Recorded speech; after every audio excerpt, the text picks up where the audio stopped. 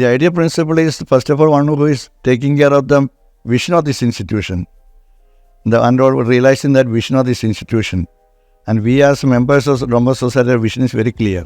That is to bring up the young generation in the right way and right path, instilling in them certain values, certain discipline. Those are the more important thing than acquiring the A+ or A1 grade. That also is needed, necessary. More than that, the quality that we should come from within, certain virtues and ethos that they should develop from, that is more important. That we try to inculcate in them from the lower class onwards. And that's why I think the students who passed out from here also, they are become a good example in the society. Hey guys, so all right, as you can see, I am standing at the hallowed grounds of one of the oldest institutions of Guwahati, and yes, that is Don Bosco Panbazar. I had a fantastic conversation with the man of the hour, the person who heads the institution, Father Sebastian Mathew. We have done a cool new format of introduction, and the next shot you see will be right inside his room. Alright, stay tuned to the full episode. Let's go. Welcome to the show, Father. I want to start off with a very simple question. A lot of people in Guwahati, a lot of people on my friend list, on my social media profile, they write the term Bosconian before their names. Is that something that you're aware of? Yes, very much. Once a Bosconian, there always a Bosconian, they say. Absolutely. So that is where I want to understand. What does it mean to be a Bosconian? How do you define that? Don Bosco had its own particular charism, particular mission, and we work for the young people. When we started the work in Northeast as well as in Guwahati, main concern was to bring up the young generation for a better society. And I think Don Bosco, when he began the work for the young people, that was his intention in his mind, to help the young people because they will be the builders of the society tomorrow. So by starting a school, and ours is mainly concerned about vocational training centers as well as schools that we run in order to help the young people so that they are given enough opportunities to equip themselves for the future, and also by which they will also contribute the progress of the society. But so clearly the students who have graduated or passed out from here and have learned in your institution have take that with real pride. They're putting Bosconian in and around their name like a title. What kind of responsibility do you think that they carry when they, leave the institution? The impact that it makes in the minds of the young people who come into our school is such that the certain values, certain principles with which they are supposed to live on, that is what makes a student be proud to be in a society.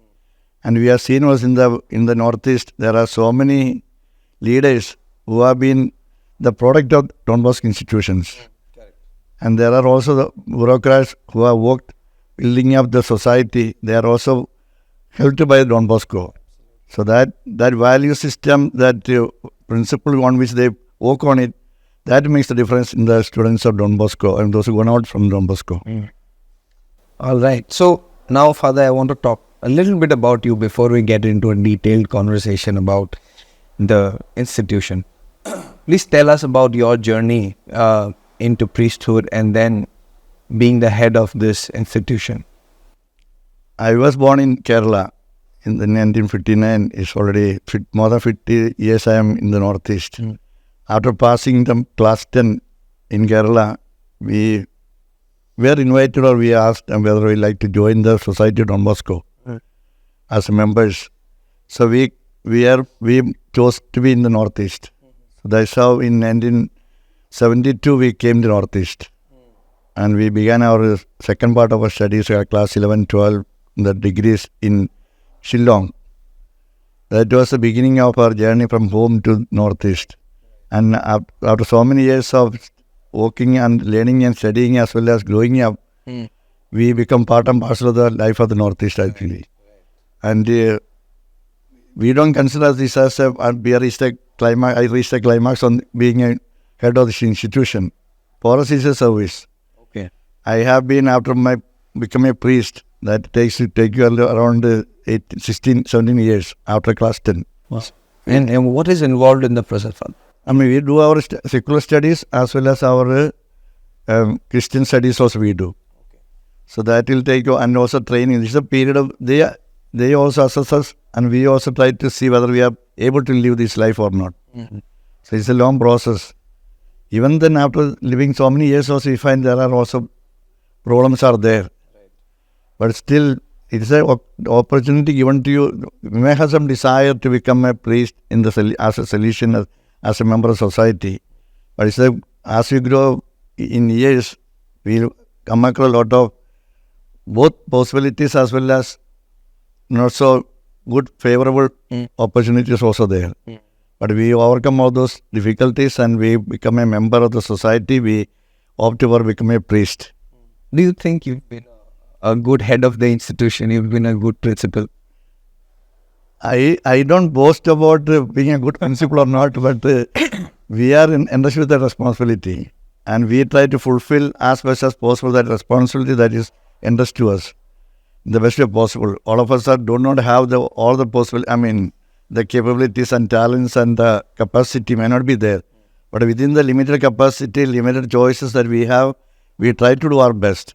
So we will not want to destroy the institution. We want to make the decision group move forward.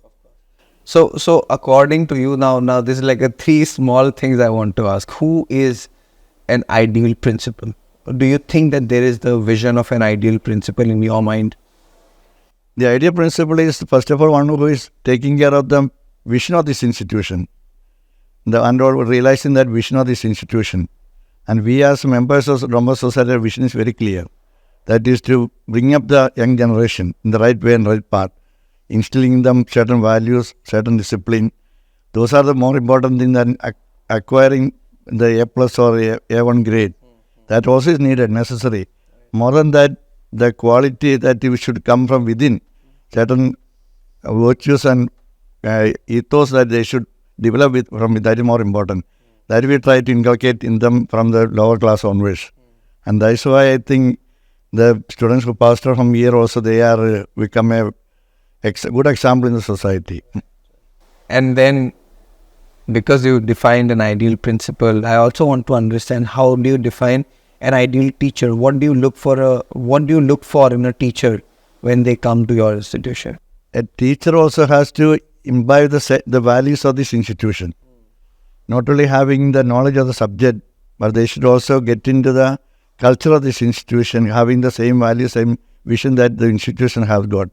That's why many teachers who are here, they have learned the values through the principals, through the people who are in charge of this institution, and they pass on that to the new recruits, new teachers who come to the school year. We have teachers here who are once enter a year, they only leave at the time of retirement. 99%. So that means 33, 34, 35 years they have served a year. So naturally when they leave it, when the new teachers who join the school, they automatically grasp or pick up the values that they are standing for. As the head is standing for certain values, the teachers also follow the same.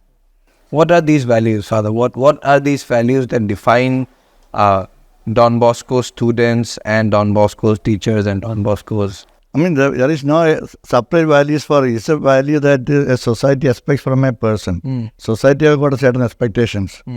That is, a person should be upright, morally upright, and sincere, honest, disciplined.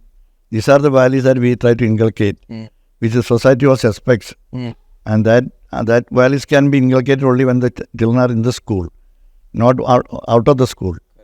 So we try to try to create that values system in the school year. So everyone who is able to keep to that value, they will be able to persevere till the end of their schooling year. So the values eventually want to make you a good human being. Good human being. Ultimately that's the one more than. Now I want to understand the magic mantra. There are so many institutions in Guwahati opening up. There are new classrooms, new schools, smart classes, air-conditioned facilities, private transit, bus services. And yet Don Bosco continues to be the most sought after institute. What do you think has made this happen? How has this happened? And how do you keep up to the never-ending demand for increasing demand for admissions? You know, every year you receive, please correct me if I'm wrong, you receive about 2,000 applicants for the LKG batch. And you have Not so much, more than 1,200, 1,300 years. but you have about 100 seats. 100 seats. How do you take care of this entire demand? What has made Don Bosco this magic that I have to make my son, my daughter study and I mean, I have been here for the last 11 years now in the school year, heading this institution, and this is a struggle that I had to face every year to satisfy the parents, satisfy the people. But we know that there are, as you said, many schools have come up, lot of schools with a lot of modern facilities and amenities that the parents look for. But still, and we don't provide all those facilities in the school year. We have got a certain values with which the children should come up. Not when they are given a certain easy life, they will never become a responsible citizen tomorrow. So we enable the students to go through that life here.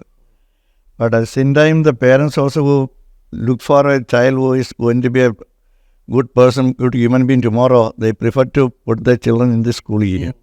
Not that other schools are bad, but there may be the insistence may be less or demand may be much less. But here the demands are much more. So the parents also look for a school which is demanding, at the same time also fulfilling their vision for the child. That's the reason. But it's a difficult task to balance all this demand and supply as we see in economics.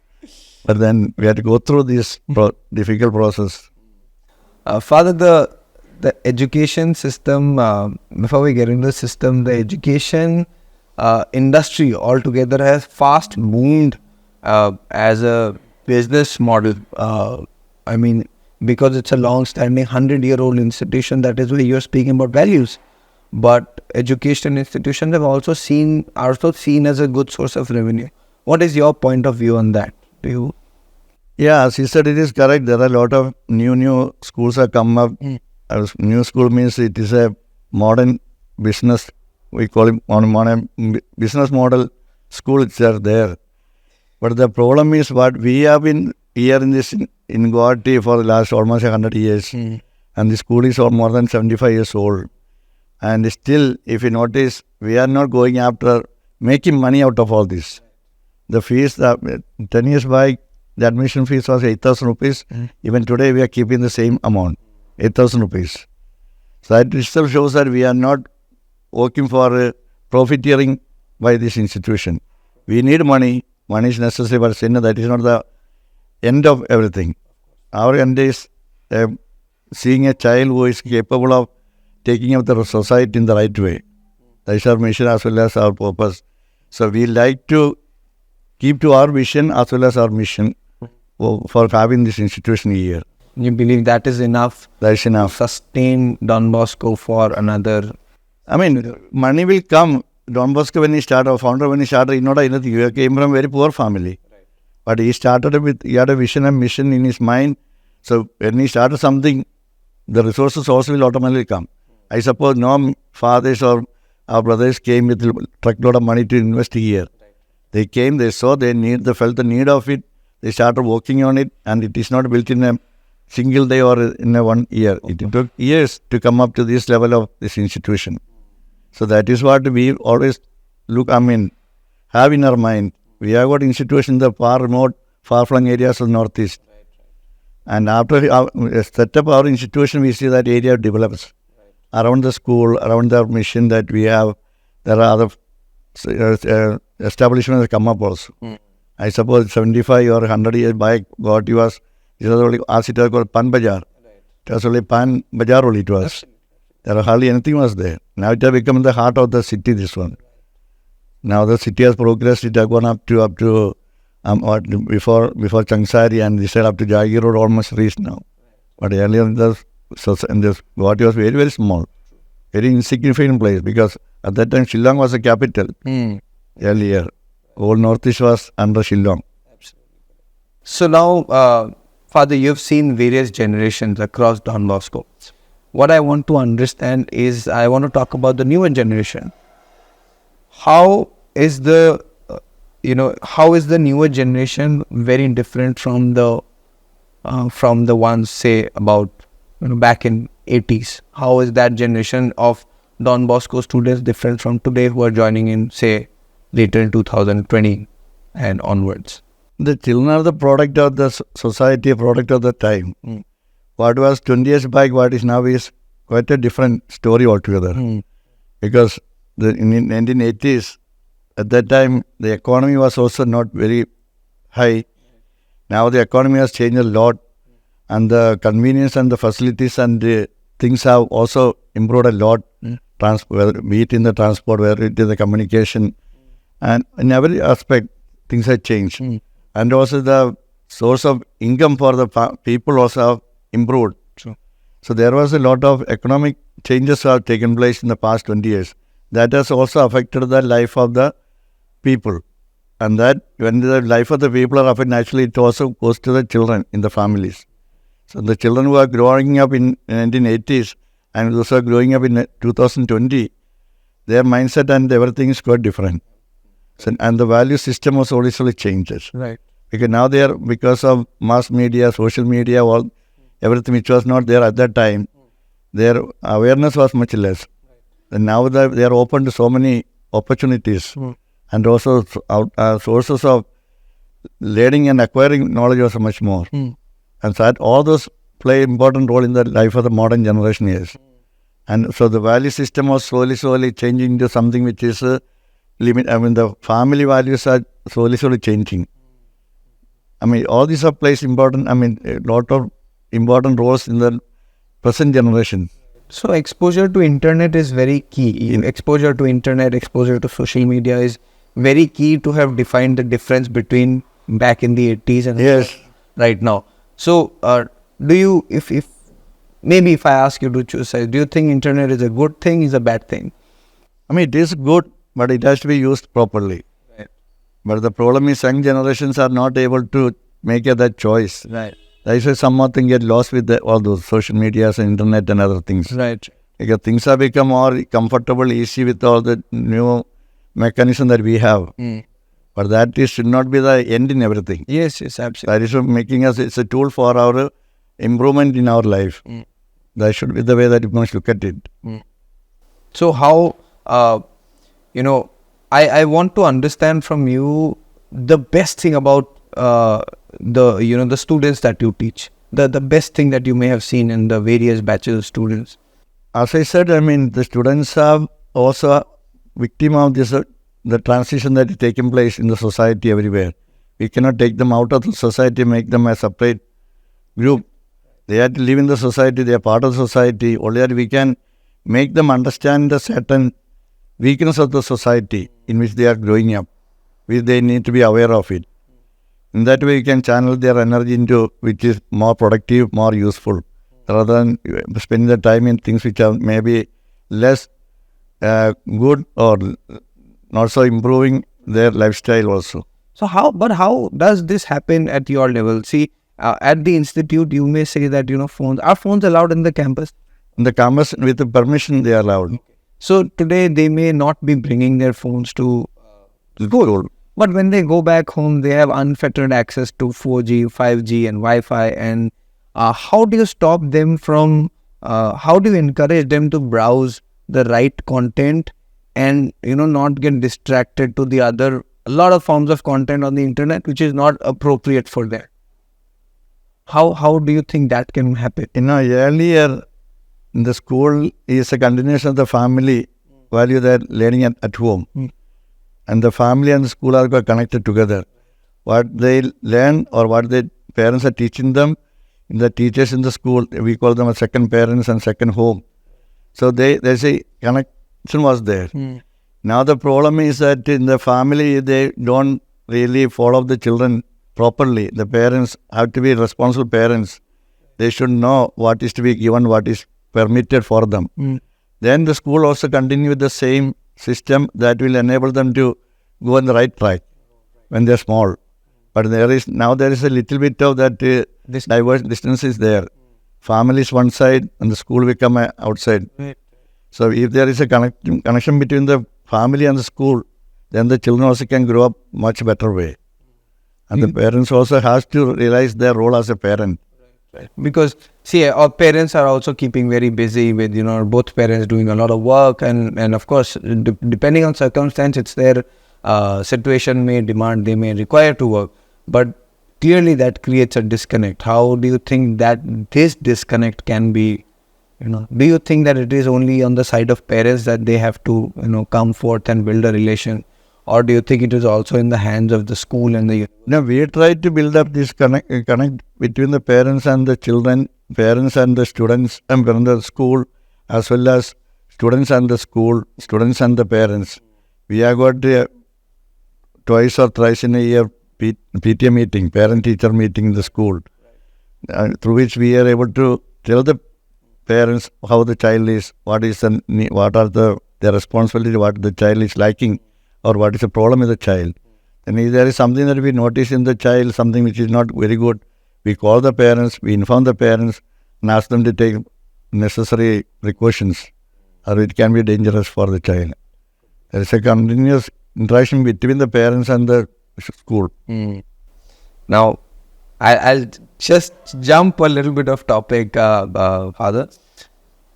Don Bosco boys, Don Bosco, before it became a co-ed, before it was all Don Bosco boys, and when I was studying, this is back in 2010, Don Bosco boys had a notoriety streak, and there was this sense of,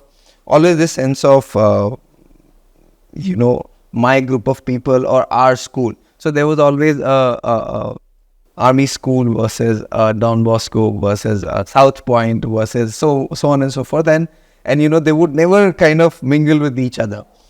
Does that kind of attitude still exist, that the camaraderie between Don Bosco boys continues to be intact, and when I go out of school, okay, I don't want to be, I will indulge in fisticuffs or something. Now it is not so much as before. Before there was only purely boys' school it was.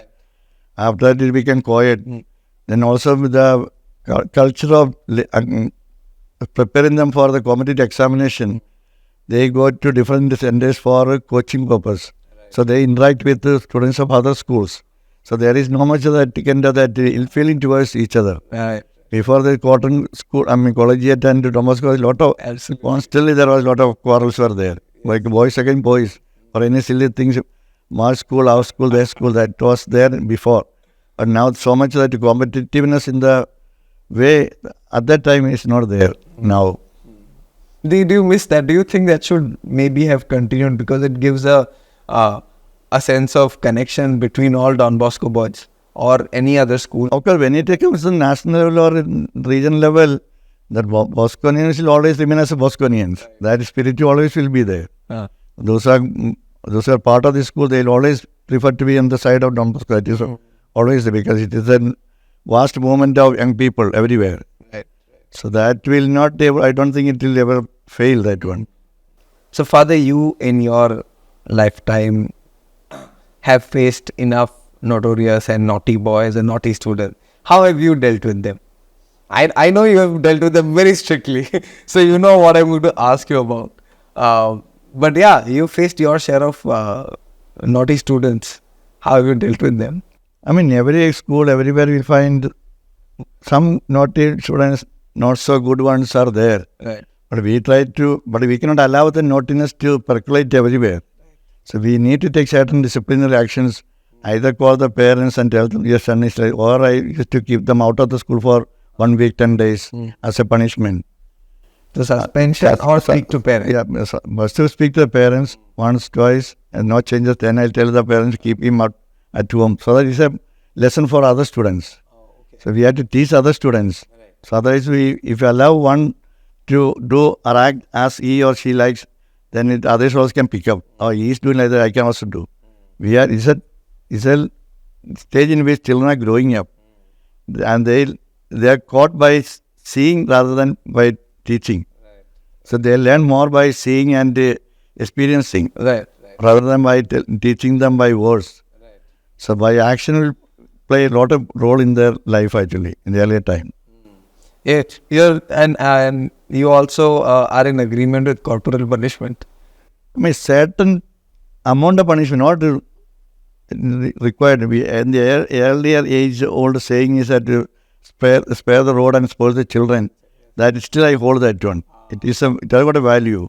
Certain amount of punishment is needed. I think because you've done that, that is why today Don Bosco so proud Bosconians also, and they. And I always tell the summer students who have been victim of my punishment, they are the most grateful students. Very good ones who are in the school here, they don't take so seriously outside after when they move out of the school. But those who have been little crooked, little naughty fellows who are punished or scolded by me, they come back, they will remain very grateful.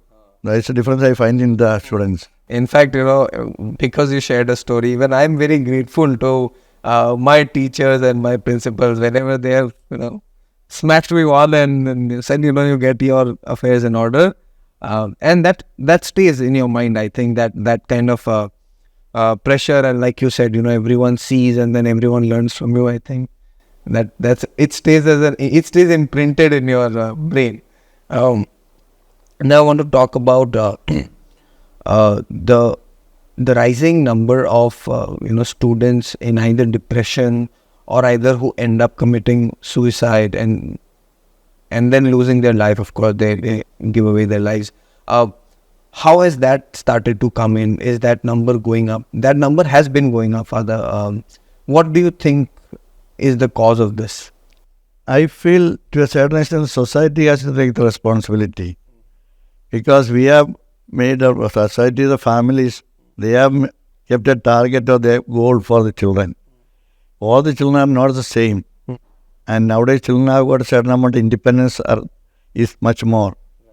So now when any pressure is coming onto the children, it affects their life so much. And when they are not able to cope up with the pressure, slowly so they get into the depression. Because they are not prepared for this kind of tough life, tough competition. But the parents' expectations are very high. Or sometimes parents have got one idea, my son should be this way like this, or this reach this level, you want to see him a doctor or engineer or something which when they are not seeing that one, they always trying to force on them. That when they are not able to cope up with their pressure, slowly so they go into these depressions. And that's why you find some of the institutions, there are so many suicides are taking place. Some of the famous institutes that we have. Right. Because children are not able to cope up. They should be helped when they are small onwards to take up certain challenges, which we did not give them the opportunity at that time. So as it grow, as I said, because of social setup and the economic growth and easy life, which prevent the children experience little toughness. And that toughness is not there as they are growing up. And when they reach a level when they are experiencing toughness, they are not able to take up that toughness, the challenge. Do you think that, so today, if I ask you today as on 2023, do you think that lies in the hands of the parents to, release, so to have lesser demands, or still continue to, or students should look at working harder? No, it is parents has to play their role. Secondly, the school in which they are studying, the teachers, the authorities also have got a role to play. Seeing the child, but the parents should be the first one to understand the capacity of the child, how he or she is. And we should be able to understand the child's ability. We should not pressurize our desire upon the children so much. If they can manage, it's well and good. If they are not able to manage, we should accept that limitation of the child. We should not impose what we like to see in the child so much. Like every child is not the same. Every child is different it is. So we have to accept that one. We cannot say that he is doing like that or that child is doing, why can't you do like that? He has done achieved so much. But every child is not the same. Neither every parent is the same. But some other parents are not willing to accept that one. That's why many of the children find themselves helpless. They cannot challenge the parents. They cannot do anything. So they have slowly withdraw and enter into these kind of depressions. So counseling and help from the school and along with the parents are very important. We have several cases in this kind of cases in the school last several years. Especially last 3-4 years even you become more and more. this type of feeling of, because they are not able to reach the aspiration of the parents, because the pressure on them is too much. Now the competitive examinations are also very tough, year after year. That was affect the mind of the children. And they are not prepared for that one, because in the early days, younger days, they have been given everything very comfortable life they lived. So now when they are facing toughness, they are not able to accept that one. That I think that also one of our former guests also said that I think life has become easy for a lot of students, and then suddenly when the pressure starts to build, they start to crack. All right, well, that was very insightful. Thank you. How do you think the Don Bosco as an institution or the school has changed ever since it has become co-ed? Don Bosco always has been an all-boys school, and thus the notoriety and the fighting and the fisticuffs. But now it's a co-ed school, and I think now all batches have. Yeah, now it is up to 12. It is co-ed, yes. So now, how has the institution changed in that matter? How have the other students changed? How have the teachers changed? How have you changed? No, it is. We cannot say the change. The school culture and the mission and the vision remains the same, and the relationship, the fighting spirit of the boys will be much less, because girls are there. But even then, also there are other issues, because these are all the result of the society in which they are growing up.